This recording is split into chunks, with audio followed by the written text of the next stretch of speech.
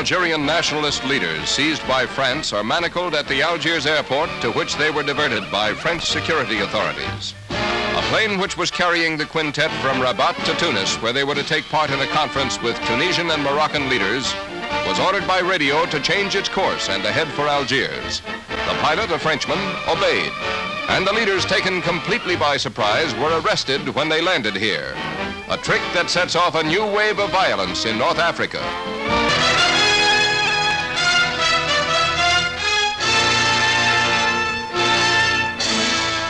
On the border between Israel and Egypt, a troop of Israeli frontier guards patrol a troubled area. The locale being that described in the sensational announcement by the Little Republic that its forces have penetrated deep into Egypt's Sinai Desert in the direction of the Suez Canal. An assault, it is said, that had to be made because of constant Egyptian military attacks on Israeli citizens and the mining of land and sea approaches to the Republic. It's a time of border trouble for Israel, and another incident on the Jordanian frontier results in a roundup of Arab infiltrators. Action that follows an attempt by these illegal entrants into the country to terrorize the Israeli populace living near this troubled line.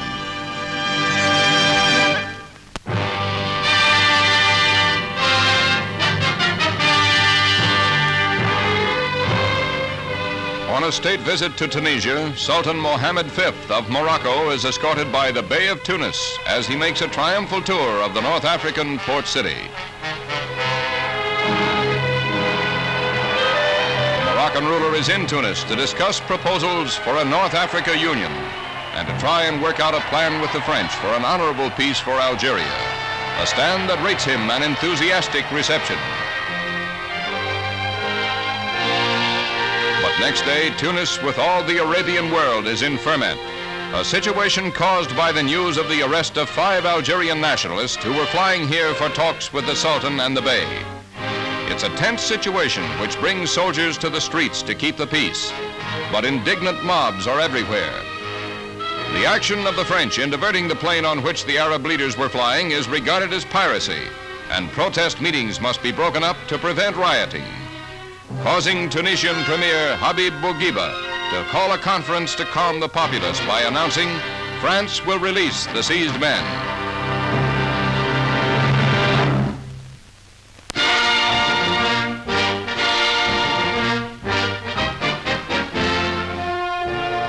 Its principles again challenged by the events in the Middle East, the United Nations Security Council holds a solemn session in which all parties to the dispute have their say.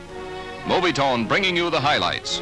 Israel is not out to conquer any new territory, but is determined to wipe out the bases in the Sinai wilderness from which murder and death and destruction are launched against her. Security Council, noting that the armed forces of Israel have penetrated deeply into Egyptian territory in violation of the armistice agreement between Egypt and Israel, expressing its grave concern at this violation of the armistice agreement. 1, it calls upon Israel immediately to withdraw its armed forces behind the established armistice line. 2, calls upon all members, A, to refrain from the use of force or threat of force in the area in any manner inconsistent with the purposes of the United Nations. B, to assist the United Nations in ensuring the integrity of the armistice agreements. C, to refrain from giving any military, economic, or financial assistance to Israel as long as it has not complied with this resolution. In these circumstances, and since a vote today is being insisted on, I shall be obliged to vote against the draft resolution. The dramatic voting followed as Britain and France vetoed 2 separate United States and Soviet resolutions for an immediate ceasefire. But the body did succeed in calling an emergency session of the General Assembly, and though Britain and France again voted no, the decision was not vetoable. The U.S. in strange company fighting for peace.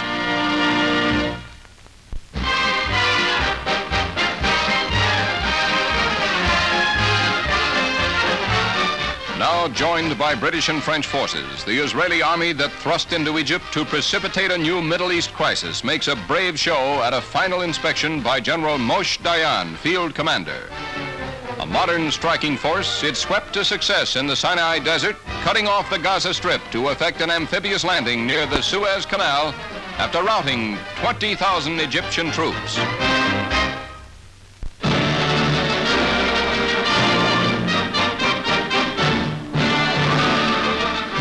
Diverted from all other concerns by the crisis in the Middle East, President Eisenhower is in a grave mood as he addresses the nation from Washington on the critical situation.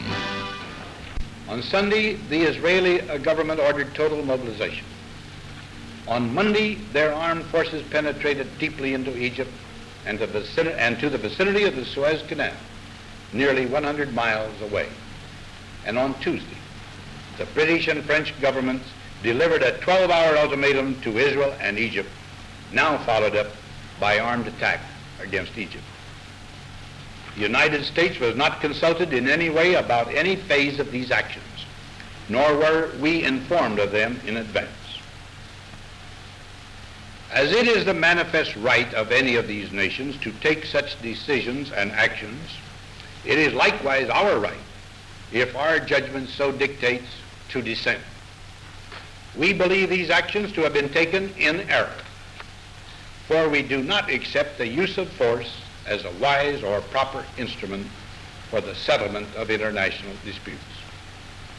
In the circumstances I have described, there will be no United States involvement in these present hostilities. I therefore have no plan to call the Congress in special session. Of course, we shall continue to keep in contact with congressional leaders of both parties. I assure you your government will remain alert to every possibility of this situation and keep in close contact and coordination with the legislative branch of this government. The peace we seek and need means much more than mere absence of war. It means the acceptance of law and the fostering of justice in all the world.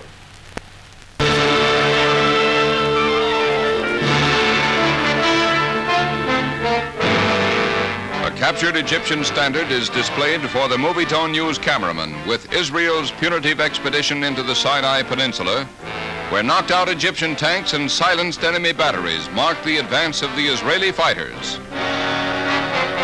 Though captured Egyptian wounded are treated with every consideration.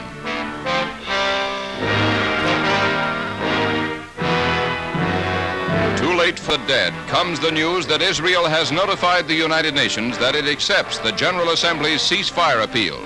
But an anxious world hears the news with hope, for it can mean peace here too. For this is the disputed Gaza Strip, where a lightning strike by an Israeli force bottled up 20,000 crack Egyptian troops, and a continuance of the hostilities could result in their slaughter.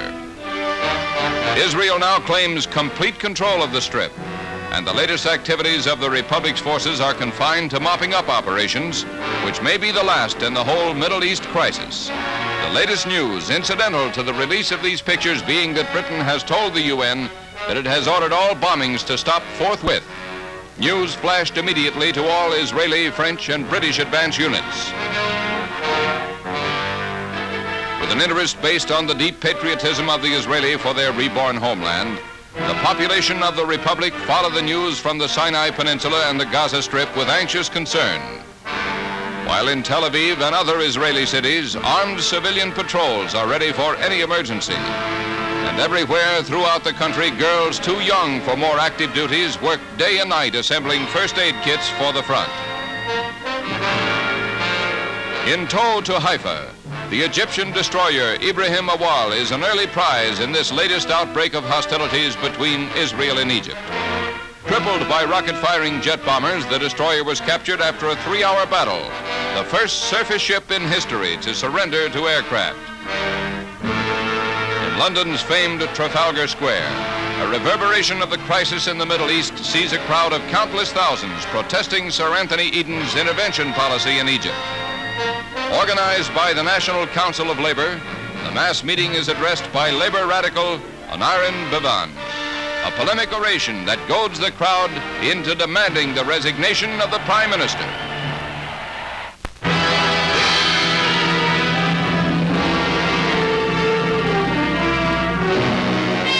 Your Mobiton news cameraman went right along with the Anglo-French expedition against Egypt to be at Port Said to film the start of the amphibious attack on the Mediterranean mouth of the Suez. An advance that was followed after bitter fighting in the taking of Said and Port Fouad. Claimed to have as its objective the restoration of order in the Middle East, the action also engages paratroopers, with France contributing one of its crack regiments of camouflage sky fighters, ready for the invasion at 0 hour, which a British transport spearheads carrying a company of airborne islanders. The first objective is an Egyptian army airfield outside Port Said, and there's no hesitation by the Tommies, though they jump into a cackling inferno of ack-ack. Paratroopers soon controlled the canal zone shown below, after which the UN ceasefire plan was accepted by the invaders, but not before the waterway was closed by Egyptian sinkings of blockade ships.